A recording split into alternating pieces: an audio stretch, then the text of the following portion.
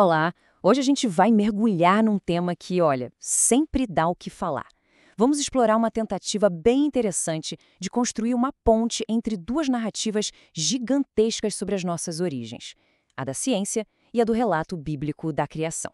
A grande questão é: será que elas podem, de alguma forma, caminhar juntas? Pois é, essa é a pergunta central de toda essa análise. E isso não é de hoje, né? É um debate que atravessa séculos, envolvendo pensadores, cientistas, teólogos. Então, bora a fundo nisso e entender como uma certa perspectiva busca encontrar um ponto de encontro, um terreno em comum. Então, para começar, vamos colocar as cartas na mesa. A gente está falando de duas histórias realmente grandiosas. De um lado, aquela narrativa ancestral, teológica lá do Gênesis, e do outro, a história que a ciência moderna nos conta, toda baseada em evidências. Duas visões épicas sobre o começo de tudo. Vamos lá. A história do Gênesis fala sobre um criador, sobre um propósito, uma criação que acontece pelo poder da palavra, certo? Já a ciência, bom, ela descreve um processo de bilhões de anos, com um Big Bang, evolução, processos naturais. Olhando assim de cara, parecem dois mundos que não têm nada a ver um com o outro. Mas calma aí. Antes de sair comparando tudo, o material que a gente está analisando sugere que precisamos de um kit de ferramentas. Porque a forma como a gente lê o texto do Gênesis pode mudar completamente o jogo. Não é uma coisa só preto no branco. Existem várias maneiras de interpretar. Ok, essa tabela aqui é super importante. É como se fossem 4 óculos diferentes para a gente ler o Gênesis. Primeiro, o criacionismo da Terra jovem, que leva tudo ao pé da letra, 6 dias de 24 horas e pronto. Depois, a teoria do dia-era. Aqui, cada dia seria, na verdade, uma era geológica gigantesca. A terceira é a evolução teísta, a ideia de que Deus usou a própria evolução como ferramenta. E, por último, a interpretação simbólica, que foca nas verdades teológicas, não na história literal. Entender que existem essas várias leituras é o que permite começar a conversa. Vamos dar um zoom em uma dessas ferramentas, a evolução teísta, porque ela é bem central para essa busca por harmonia. A ideia principal aqui é que acreditar em um Deus criador e aceitar a teoria da evolução não precisam brigar. Nessa visão, a evolução seria justamente o como, o mecanismo que Deus usou para dar origem a toda a diversidade de vida que a gente vê. Beleza. Agora que a gente tem essas ferramentas, vamos voltar lá para o comecinho de tudo, a origem do universo. A grande pergunta é: como é que a gente junta o haja luz do Gênesis com o Big Bang da ciência? Para começar a entender essa possível harmonia, a fonte que estamos usando traz uma ideia muito forte, que está resumida nessa citação aí, a do tempo divino, ou kairos. Pensa assim: e se o tempo para Deus não for o mesmo tempo do nosso relógio? Se for assim, então os dias da criação talvez não sejam sobre horas e minutos, mas sim uma forma de falar sobre gigantescas eras cósmicas. E olha que legal essa linha do tempo. Ela mostra essa ideia de um jeito bem visual. O dia 1, quando a luz aparece, bate com o Big Bang, lá atrás 13,8 bilhões de anos. O dia 4, com a formação do Sol, encaixa com a formação do nosso sistema solar. E o dia 6, com a criação do ser humano, espelha o surgimento do Homo sapiens. A ideia aqui não é de contradição, mas de uma sobreposição fascinante. Ok, saímos do macro, do cosmos, e agora a gente aterrissa aqui no nosso planeta. A questão agora é como a vida começou na Terra. E, de novo, a proposta é procurar onde as histórias se encontram e não onde elas se batem. O Gênesis descreve uma ordem bem específica, né? Como nesse trecho aí.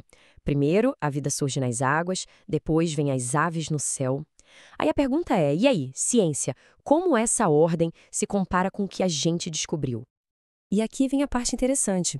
A sequência do Gênesis, vida no mar, depois aves, depois animais terrestres, ela, de um modo geral, reflete a ordem que a gente vê no registro fóssil. Claro, ninguém está dizendo que o Gênesis é um livro de biologia, mas a fonte aponta para essa ressonância, essa sintonia notável entre a ordem da história antiga e a ordem que as evidências mostram. Então, onde é que essas duas narrativas se encontram? Bom, segundo a fonte, o ponto em comum está em algumas ideias-chave. As duas falam de uma causa primeira, algo que deu o pontapé inicial. As duas têm um senso de maravilhamento com a complexidade da vida. E, talvez o mais importante, as duas reconhecem a imensidão do tempo envolvido e os nossos próprios limites para entender completamente como a primeira faísca de vida aconteceu. E agora a gente chega na parte que talvez mais mexa com a gente, a questão humana. De onde a gente veio? Qual é o nosso papel nesse grande esquema todo? Esse trecho é, sem dúvida, o centro da visão teológica sobre o que é ser humano.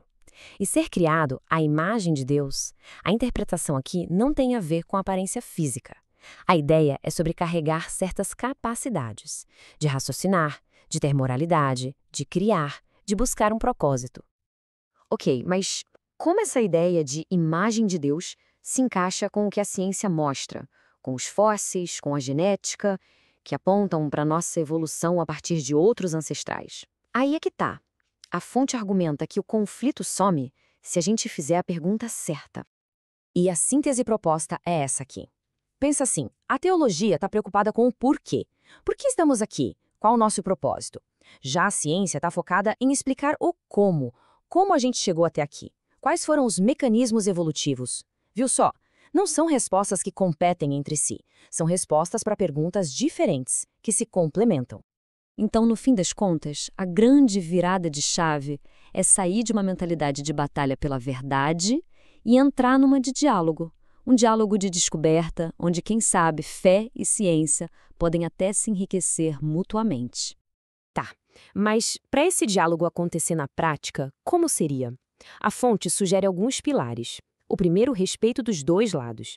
Segundo, focar um dia pontos em comum, em vez de ficar só martelando nas diferenças. E por último, uma coisa fundamental.